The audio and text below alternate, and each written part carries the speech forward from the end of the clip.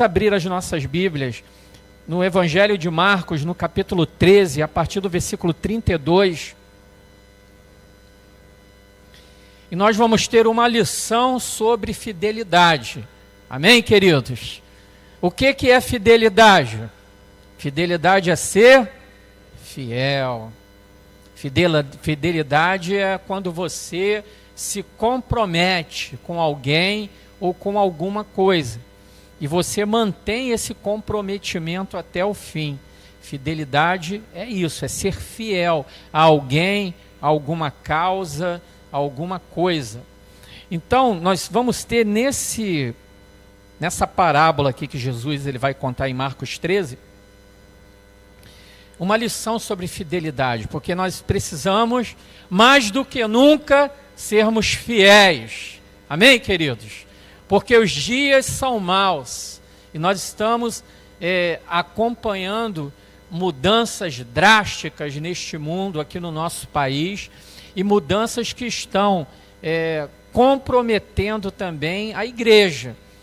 Antigamente, há uns 20 anos atrás, as coisas aconteciam no Brasil e a igreja, principalmente a igreja evangélica, não a igreja católica, mas há uns 20, 30 anos atrás, as coisas aconteciam no Brasil e a igreja evangélica ficava à parte. Nós éramos marginalizados, nós ficávamos à margem de tudo que acontecia na sociedade. Hoje em dia não, as coisas estão acontecendo e a igreja evangélica ela não está mais à margem, ela está sendo atingida pelas mudanças que estão acontecendo no nosso país. Recentemente, por exemplo, houve uma tentativa de se aprovar o aborto, que é uma causa que nós evangélicos, assim como os católicos também, temos como algo muito caro, nós somos veementes contra o aborto. Está em discussão a legalização do casamento gay, e nós, assim também como a Igreja Católica, também somos contra a legalização do casamento gay. Então essas coisas, elas estão respingando na igreja, estão chegando, essas leis serão aprovadas mais cedo ou mais tarde, e nós seremos pressionados pelo governo, pelos governos, né, a aceitarmos essas mudanças. E aí vai haver um grande conflito, né, irmãos? Porque a igreja, ela não pode abrir mão das suas convicções teológicas. Nós não podemos abrir mão dos nossos valores. Deu para entender isso, irmãos? Amém. Então vai haver um problema aí. Porque o Estado, ele vai ditar que a gente faça isso. E a Bíblia Sagrada, ela vai nos dizer, como nos diz, que a gente deve fazer uma outra coisa. Então nós vamos estar diante de um conflito. E isso pode e deve gerar uma perseguição à igreja. Fechamentos de igreja, prisão de pastores e etc. Então nós vamos ler um texto que fala sobre fidelidade. Então fidelidade é você ser fiel até o fim. Você ser fiel a uma causa, ou você ser fiel a alguém, quando não tem nenhum comprometimento envolvido, quando não é perseguido, quando você não é ameaçado, aí é fácil. Mas a fidelidade, ela é verdadeira quando a gente mantém a nossa palavra até o fim. Amém, queridos? Então o texto, Marcos 13, 32 em diante, diz assim: quanto ao dia e a hora ninguém sabe, nem os anjos do céu, nem o Filho, senão somente o Pai. Fiquem atentos, vigiem, vocês não sabem quando virá esse tempo. É como um homem que sai de viagem, ele deixa sua casa, encarrega de tarefas cada um dos seus servos, e ordena ao porteiro que vigie.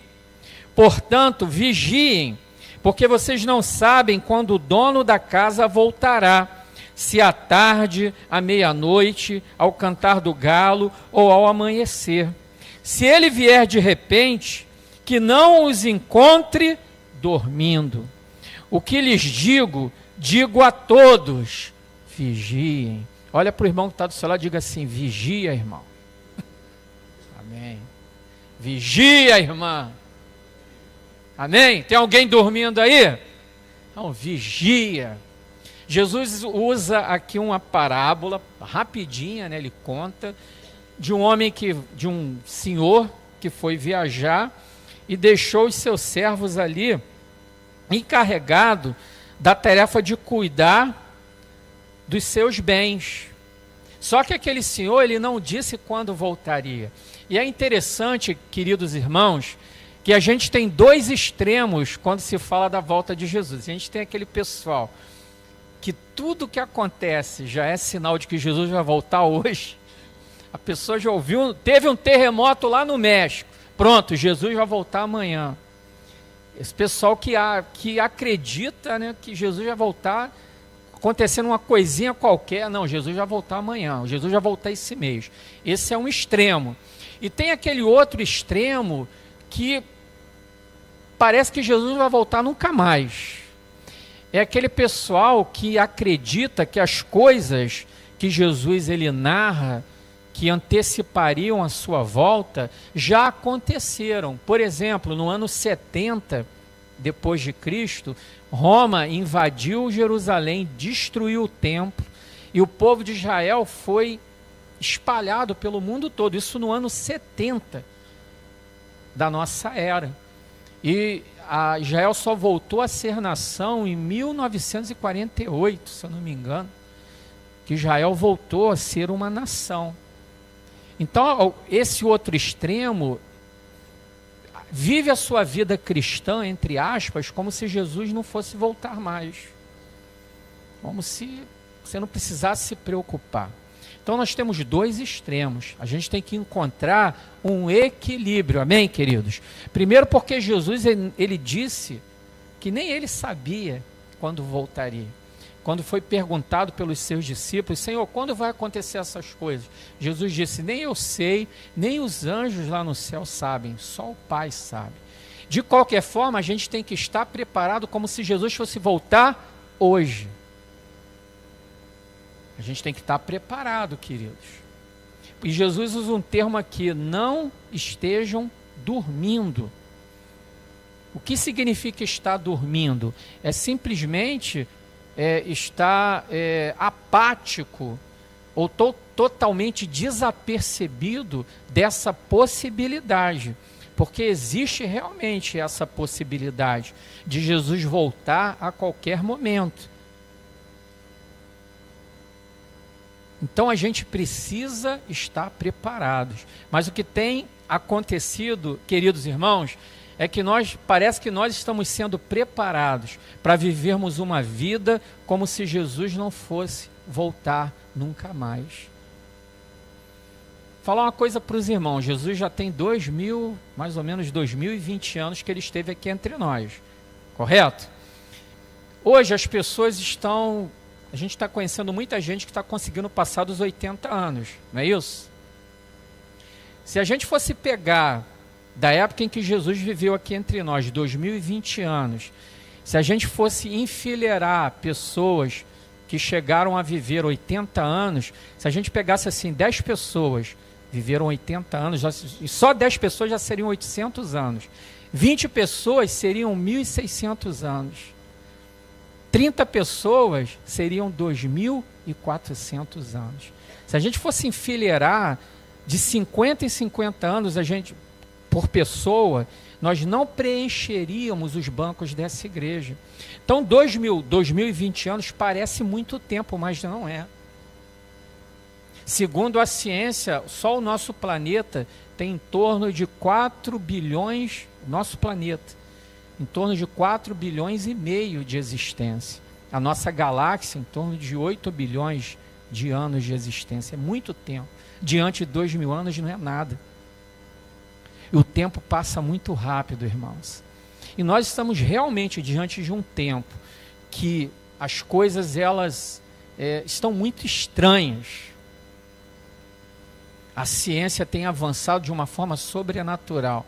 E nós estamos presenciando coisas, principalmente aqui no Brasil, coisas que nós nunca imaginávamos que iria acontecer. Nós estamos vivendo um momento de muita tensão.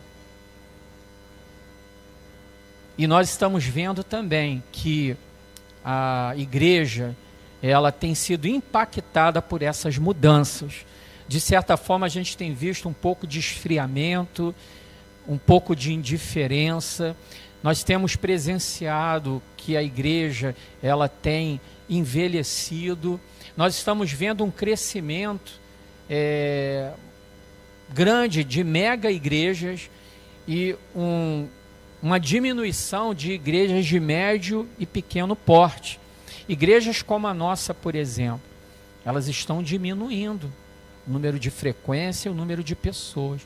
Muita gente está migrando para mega igrejas, essas igrejas que têm 5, 10 mil membros. De certa forma, isso não é bom, porque as pequenas igrejas são as igrejas que realmente estão na periferia, nas comunidades, em lugares de difícil acesso. A mega igreja é como se fosse uma empresa. Não estou dizendo que toda mega igreja é uma empresa, mas é como se fosse. As grandes empresas, elas estão localizadas nos grandes centros, porque é onde tem o maior número de pessoas. Por exemplo, um hipermercado, você pega vamos pegar aqui um Extra, um Guanabara, um Mundial da Vida. Geralmente esses grandes supermercados, eles estão no centro das cidades, ou em lugares onde tem um fluxo muito maior de capital, de pessoas. Aonde estão os mercadinhos? Em cidadezinhas pequenas. É ou não é, irmãos? Em comunidades, em favelas. Isso não é tão diferente das igrejas. As megas igrejas, elas não há um interesse, porque não tem uma demanda para uma igreja que tem um porte de 5, 10 mil pessoas. Então isso é preocupante. Isso tem me preocupado, pelo menos a mim, durante algum tempo que eu tenho observado isso, né? Então as coisas estão muito estranhas. Hoje a igreja, ela tem que buscar, não estou dizendo que isso é certo nem errado, mas a igreja ela tem que buscar estratégias para atrair as pessoas. Para muitos lugares, parece que o evangelho ele não é suficiente, ele não é atrativo o suficiente para as pessoas.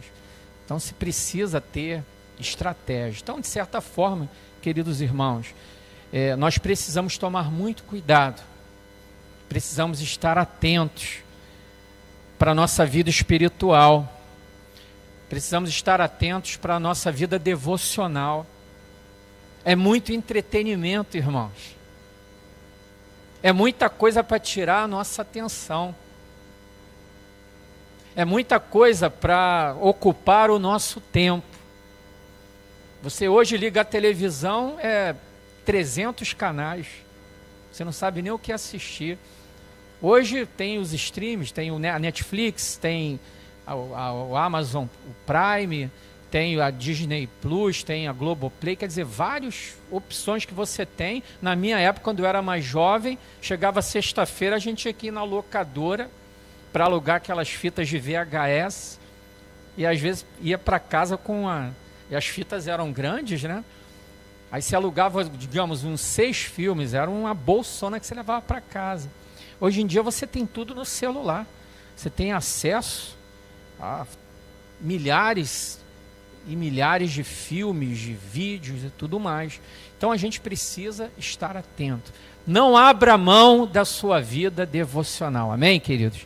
Aqui na igreja a gente tem orado mais, a gente tem evangelizado, a gente tem tentado nadar contra essa corrente. A gente tem tentado, né, irmãos? Só que isso não é atrativo. Não é atrativo para muita gente a oração. Não é atrativo para muita gente o estudo da Bíblia. Não é atrativo para as pessoas. Não é atrativo, muitas vezes, nem para as pessoas que estão dentro da igreja. Quantas pessoas nunca leram a Bíblia? Às vezes tem 20, 30 anos na igreja e simplesmente não leem a Bíblia. Mas, irmãos, a gente precisa tomar cuidado. Eu já me peguei numa situação assim. Eu já me peguei numa época que eu parei para pensar, meu Deus, eu não tenho lido a Bíblia. Sabe, você sentar, abrir a palavra, ler e meditar, é quando você pede o Espírito Santo para te dar entendimento. A Bíblia é um livro difícil? É. Tem passagens difíceis? Tem. A gente não tem cultura de leitura? É verdade. O brasileiro não gosta de ler? Com certeza, é um fato. Muitas vezes a escola mesmo tem essa deficiência, né? A escola mesmo não nos incentivou, não nos educou na questão da leitura. Então existe todo um contexto. Mas nós precisamos lutar contra isso. Então é muito importante se separar um tempo para a leitura da Bíblia, se separar um tempo para a oração. É muito importante vir à igreja, estar em comunhão com os irmãos, participar das atividades da igreja. Tudo isso faz parte, queridos. Quando Jesus fala que a gente não pode estar dormindo, esse dormir é exatamente isso. Quando a gente está dormindo, a gente apaga. Correto? A gente se desliga. Então, estar dormindo aqui, nesse contexto, é estar desligado das coisas espirituais. É se desligar das coisas de Deus. E nós estamos ligados no 220 nas coisas naturais. A gente está ligado no 220, né, nessa correria do dia a dia, até porque tem que estar. É uma correria, a gente tem que sobreviver, a gente tem que pagar as contas. Mas nas coisas espirituais, muitas vezes a gente está anêmico. Então, meus amados irmãos, nós não sabemos quando Jesus vai voltar. Mas ele pode voltar a qualquer momento. E se ele voltasse hoje, por exemplo, você estaria preparado? Imagina, Jesus volta. E aí você está de frente com Jesus, nas portas do céu. Aí está lá, diante do céu. A porta não vai estar totalmente aberta, ela vai estar aberta pela metade. Porque Jesus fala que o caminho do céu, a porta é uma porta estreita. Então ela vai estar estreitinha ali. Vai entrar uma pessoa de cada vez. Aí está você na fila. Eu, você, todos nós. E aí digamos que Jesus está lá na porta do céu e ele faz essa pergunta para você. É uma hipótese, tá? Ele diz assim, por que eu deveria deixar você entrar no meu céu?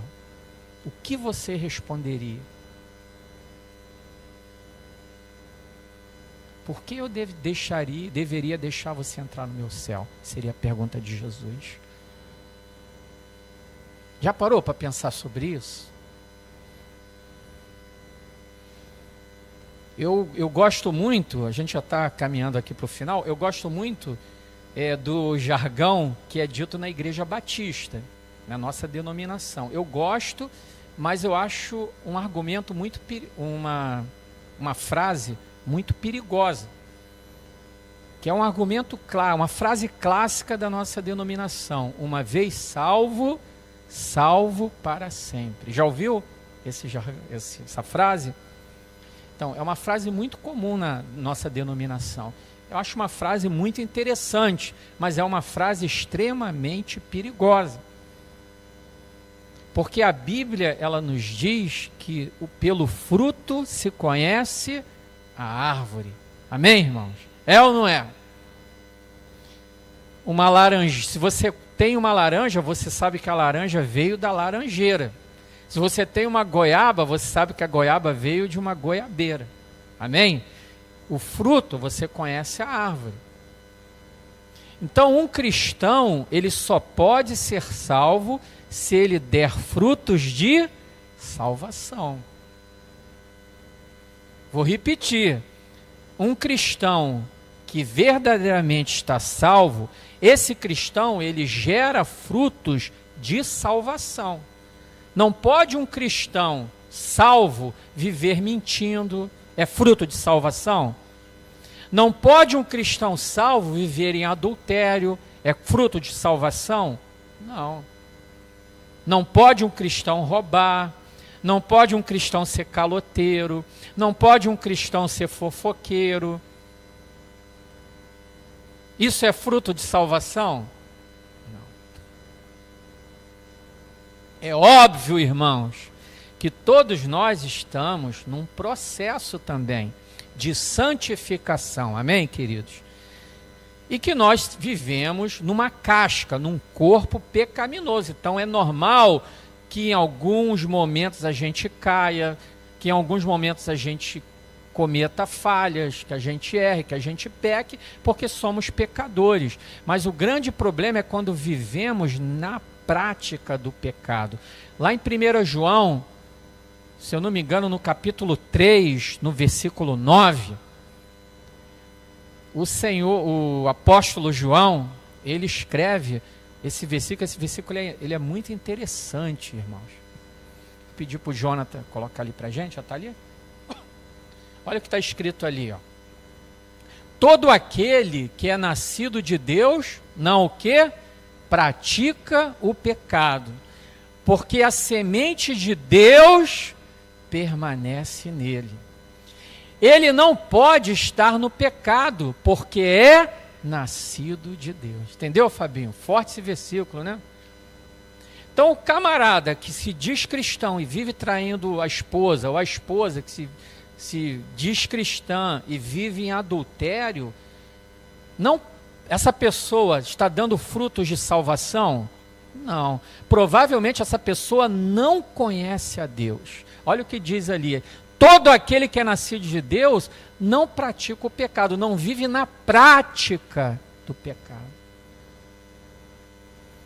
Tem gente que é tão mentirosa, não sei se você já conheceu pessoas assim, mas tem pessoas que são tão mentirosas que elas não se dão conta que são tão mentirosas. E parece até que elas acabam acreditando na própria mentira, por mais absurdo que seja. Você já conheceu pessoas assim? E estou falando de gente dentro da igreja. Tem pessoas também que são tão fofoqueiras, irmãos, tão fofoqueiras, que tinha que guardar lá no céu uma entrada para ela e uma entrada para a língua também, né? Porque uma entrada só para os dois não vai dar. Mas uma pessoa que vive na prática da fofoca, da maledicência, essa pessoa é convertida? E aí a gente vai lá para Romanos capítulo 6, é um versículo que eu gosto muito, já li aqui várias vezes. Romanos capítulo 6, Romanos capítulo 12, versículo 10. Se eu não me engano é isso. Será? Não era bem esse não, mas tudo bem. Diz assim, ó, isso aqui até foi de Deus isso aqui, caiu esse versículo. Depois eu vou lembrar e te falo, John. Dediquem-se uns aos outros com amor fraternal. Prefiram dar honra aos outros mais do que você. Isso aqui é fruto de salvação, irmãos? Porque se a gente faz isso, a gente não adultera, a gente não fofoca, a gente não mente. Porque a gente tem um amor, e é um amor que a gente se dedica, é um amor que a gente se coloca no lugar do irmão, se coloca no lugar do outro. Esse é o amor fraternal, é o amor que a gente tem que ter uns pelos outros. Amém, queridos? Louvado seja Deus. Nós vamos orar. Vamos pedir a Deus misericórdia. Amém, irmãos? Que Deus tenha misericórdia de nós, que Deus tenha misericórdia da nossa vida e que a gente esteja realmente preparado para a vinda do nosso Senhor, do nosso Salvador e do nosso Pastor. Que possamos estar realmente prontos para aquele grande dia em que Ele voltará e nos fará povo dele no reino dos céus. Eu lembrei do versículo, para a gente encerrar, 1 Coríntios, capítulo 6, versículo 10. Falei Romanos, né? Ficando velho, irmãos. Às vezes dá um bug aqui, não. Olha aí, ó. Volta para o 9, Jonathan, por favor. Essa versão NVI, ela é... Olha assim, olha o que diz. Vocês não sabem que os perversos não herdarão o reino de Deus? Não se deixem enganar. Ó, irmão, não se deixem enganar. Nem imorais, nem idólatras, nem adúlteros, nem homossexuais, passivos ou ativos, nem ladrões, nem avarentos, nem alcoólatras. Lembrei lá da Holanda agora. Nem caluniadores, nem trapaceiros. Muita gente na Rocinha já não vai, hein? Herdarão o reino de Deus. Aliás, da Rocinha não, muito carioca, né? Muito brasileiro, jeitinho brasileiro. Não herdarão o reino de Deus. E aqui nós estamos falando a verdade bíblica, porque você vai ouvir outras coisas, principalmente quando vira a página ali para o 9, principalmente em relação ao último ponto aqui embaixo, ó, que a gente tem que ser uma igreja inclusiva, né? Que o amor é o mais importante, né? Como diria uma letra aí, que o amor não importa com quem ou como, o importante é amar, mais ou menos isso, mas a Bíblia não diz nada disso. E para nós agora encerrarmos, só mais um versículo que eu quero passar para você, 1 Timóteo, capítulo 4, versículo 1, para a gente encerrar, irmãos, porque esse versículo aqui também é forte, que diz assim, ó: o Espírito diz claramente que nos últimos tempos alguns abandonarão a fé e seguirão a espíritos enganadores e a doutrina de demônios. Uma igreja que permite, ou seja, uma igreja liberal, uma igreja aberta, uma igreja inclusiva que permite coisas que a gente acabou de ler lá em 1 Coríntios capítulo 6, é uma igreja que prega doutrinas de demônios. É uma igreja que tem espíritos enganadores. Qual a função do espírito enganador? É afastar você da verdade. É um espírito enganador, são demônios. É fazer com que você acredite em mentiras. É fazer com que você não acredite na palavra de Deus. Eles estão querendo, inclusive, modificar a Bíblia. O argumento é o seguinte: você vai continuar usando a Bíblia, só que a Bíblia ela precisa ser atualizada. Você vai usar a sua mesma Bíblia. Olha a mentira, não vai ser a mesma Bíblia. Porque eles vão tirar, eles vão deturpar, eles vão excluir alguns textos. Isso é doutrina de demônios e espíritos enganadores. E olha o que Paulo ele fala aqui, Paulo que escreveu esse livro, ele diz assim: e o Espírito dirá claramente, irmãos. E o Espírito Santo tem falado com a gente, queridos, de uma forma clara, o que está acontecendo. É enganado quem quer ser enganado. Ou é enganado porque para muita gente a igreja apostólica, a igreja que tem fundamento bíblico, não interessa. Não é uma igreja interessante. Sabe por quê, irmãos? Porque quando a igreja começa a pregar a verdade, duas coisas vão acontecer. Primeiro, essa igreja, ela será uma igreja avivada. ela será uma igreja espiritual. Amém, queridos?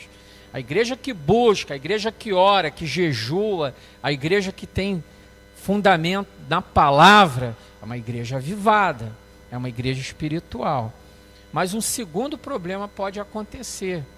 Essa igreja, ela pode se tornar uma igreja perigosa para o mundo, perigosa para Satanás. E, consequentemente, essa igreja será atacada. É igual a sua vida, a gente já está encerrando.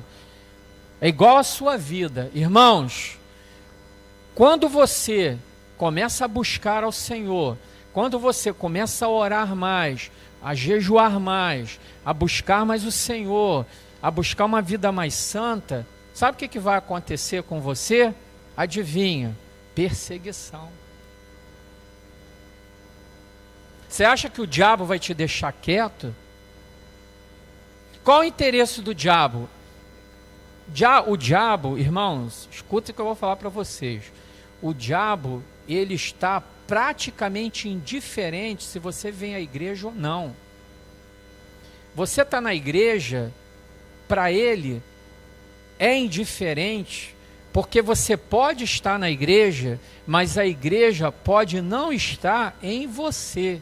Deu para entender isso, irmãos? Você tem que estar na igreja, mas a igreja ela tem que estar em você. Então, qual a preocupação de Satanás? É que você esteja na igreja? Nem tanto.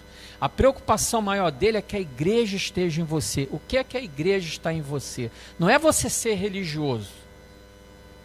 Muita gente confunde a religiosidade com a espiritualidade. São coisas diferentes. Os fariseus eram extremamente religiosos, Gilberto. Conheciam a Bíblia, oravam, jejuavam, eram extremamente religiosos. Mas esses mesmos fariseus ouviram de Jesus: vocês erram porque vocês não conhecem nem as Escrituras e nem o poder de Deus. Porque você pode ter a Bíblia decorada e, no entanto, não conhecer a Bíblia. É um mistério isso, irmãos. Você pode ler um versículo 100 vezes, mas aquele versículo não está no teu coração, não está dentro de você. A igreja está em você.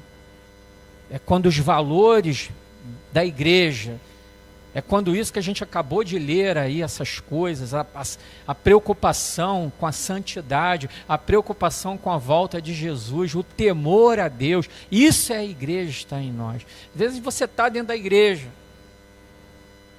mas a igreja se tornou uma reunião, é como se fosse um clube. Porque a igreja eu sinto paz. Porque na igreja tem atividades. Porque eu gosto do pastor. Eu gosto dos louvores. Na igreja é legal, o ambiente é muito bom. Você está dentro da igreja, mas a igreja não está dentro de você. Porque, antes de tudo, você é a igreja. Amém, irmãos? Então, aonde você estiver, a igreja tem que estar. Então, aqui na igreja, show, é legal, mas muita gente, quando sai da igreja, é outra pessoa. Na igreja é de um jeito, fora da igreja é outro. Por isso que tem muita gente que tem problema de trazer a família para a igreja. Não estou dizendo que são todos os casos, mas tem casos que os familiares se recusam a vir à igreja. Por quê? Por causa da hipocrisia da pessoa, que dentro da igreja é uma coisa, mas lá na casa, com a família, com os filhos, é uma pessoa totalmente diferente. Porque a pessoa está dentro da igreja, mas a igreja não está dentro dela. Então é isso que Jesus está dizendo, quando Ele nos fala para a gente vigiar, para a gente não estar dormindo, porque Ele pode voltar a qualquer momento. Como a parábola que ele falou, né? Ele deixou ali os empregados, ele disse: vou viajar, tomem conta de tudo. Nós estamos dando continuidade ao trabalho que Jesus começou. Nós somos os novos apóstolos.